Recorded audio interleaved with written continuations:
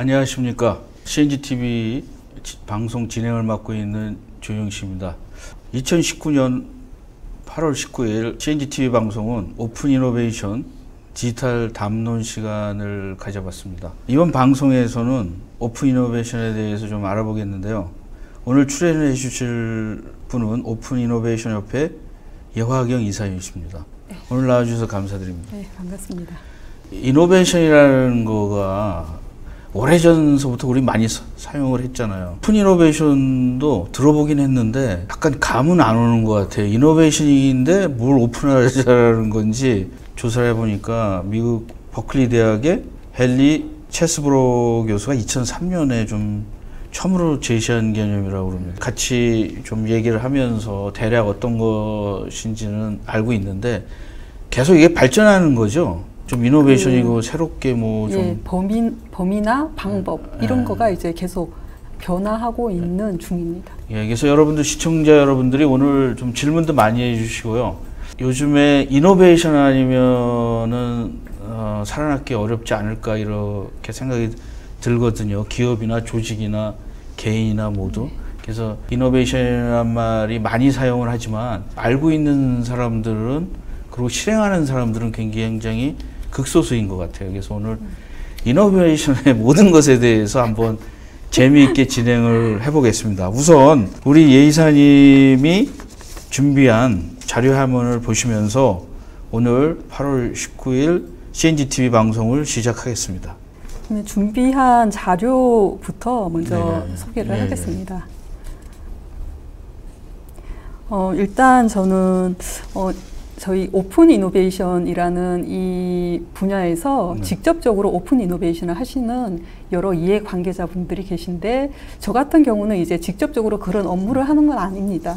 그래서 어느 정도 관찰자 입장이기도 하고 그리고 뭐 중립자 입장 뭐 그런 입장에서 이 오픈 이노베이션을 보고 있고 그래서 이제 그 입장에서 이 자리에서도 말씀을 드리고자 하고 그리고 여기서는 이제 오픈 이노베이션을 처음으로 소개하는 거기 때문에 그 정의나 의미, 사례 이런 거를 중심으로 소개를 드리겠습니다.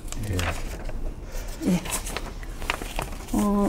말씀하셨다시피 헨리 체스브로가 2003년에 책을 한 권 냅니다. 오픈 이노베이션이라는 책인데 여기에서 오픈 이노베이션의 정의에 대해서 말씀을 하십니다. 보면 조직 내부의 이노베이션을 촉진하기 위해 의도적이고 적극적으로 내부와 외부의 기술이나 아이디어 등의 리소스 유출입을 활용해서 그 결과로 조직 내에서 창출한 이노베이션으로 시장 기회를 늘리는 것을 이제 오픈 이노베이션이라고 하고요.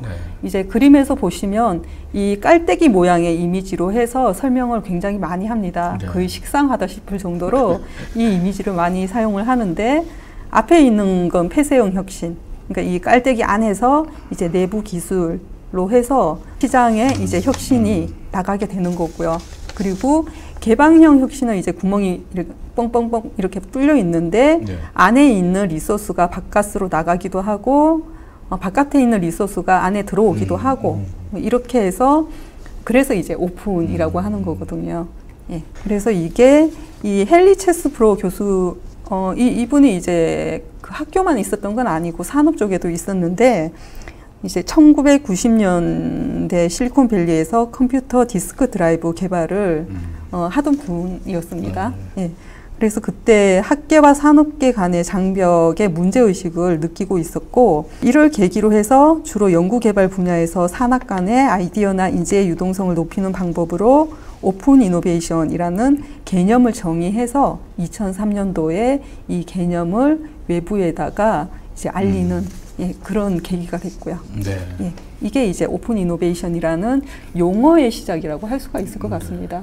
이런 활동은 계속 이루어져 왔던 것 같아요. 그러게요. 뭐 이노베이션이라는 거가 오픈 마인드나 뭐 오픈이라는 거가 이노베이션의 어떤 DNA가 아닐까. 근데 이제 여기서 말하는 오픈 이노베이션은 어떤 조직이 아니라 다른 조직 간에도 이노베이션을 서로 리소스나 이런 개념이나 이런 걸 나누자라는 것 같은데 저도 맨 처음에 이 책을 읽었을 때는 저는 약간 좀 부정적이었어요. 왜냐면 내가 회사를 다녔을 때도 이게 잘 안 되는데 전혀 다른 조직과 이게 가능할까? 근데 보니까 이 사람들은 연구나 결과물이 있더라고요. 네. 그래서 그것 좀 소개를 해주시죠. 그 전에 그걸 이제 뒤에서 제가 설명하려고 준비해 놓은 게 있는데 네.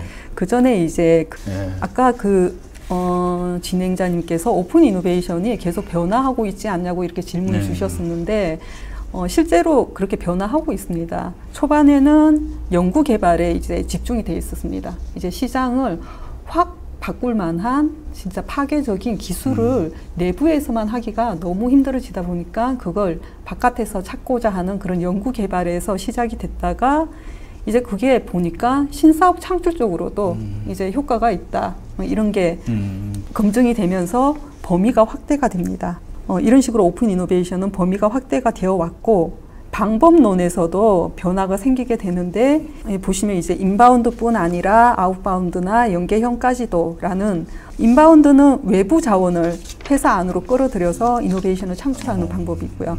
아웃바운드는 외부 채널을 활용해서 기존의 내부 자원을 새로운 개발 및 제품화로 연결하는 거고요.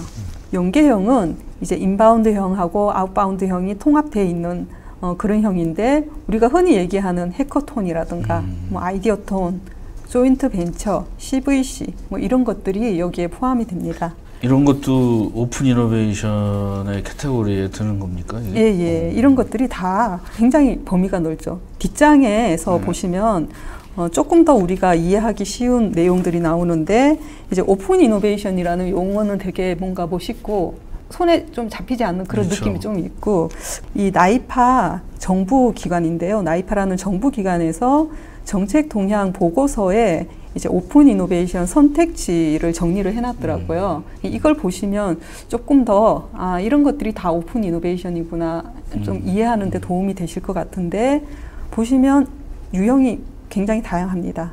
기술 구매, 공동 연구, 연구 개발 쭉쭉쭉 보시면 벤처 투자, 기업 인수 그 모든 거에 다 포함이 되네요, 이게. 예, 그렇죠. 혼자서 하는 게 아니라 뭔가 외부에서 갖고 오든 아니면 안에 있는 걸 밖으로 내보내든 혹은 같이 하든 뭐 그런 것들이 다 이제 오픈 이노베이션 형태에 들어가는 거고 그리고 요즘 또 많이 얘기하고 있는 스타트업 육성이라든가 엑셀러레이터, 인큐베이팅 이런 것가 이제 여기에 추가가 된다고 할 수가 있을 것 같습니다. 근데 이게 예를 들어서 분사 이런 것들은 예. IMF 때 뭐 20년 전서부터도 엄청나게 이게 많이 있었는데 그렇죠. 저는 약간 좀 의문이 오픈 이노베이션이 이걸 갖다가 쓴 건지 이게 차용한 건지인지 모르겠어요. 지금 여기 나와 있는 대부분은 우리가 다 알고 있었던 건데 갑자기 오픈 이노베이션이라는 말이 딱 나오면서 얘네들이 곽광을 받기 시작하니까 이노베이션도 지금 우리 사회에서 이노베이션도 이해하기 어려운데 많은 사람들 보면 이노베이션이라는 거가 그냥 변화만 하면 된다고 생각을 하더라고요. 변화 관리라고 생각을 하는데 혁신 그러면 약간 좀 고통스럽고 힘들고 사람 자르고 막 이런 거를 중심으로다가 어디 가서 다들 이렇게 오면은 이제 위에 있는 분들이 와가지고 야 여기는 왜 혁신을 안 해? 막 이러면은 제대로 일 안 하고 있다라는 얘기잖아요. 그런 느낌이 좀 들죠. 그래서 하여튼 오픈 이노베이션이 알면 알수록 너무 복잡한 것 같아요. 개인적으로. 용어는 많이 듣고 쉬운 것 같은데 실제적으로 들어가면 쉬운 건 아닌 것 같아요, 진짜.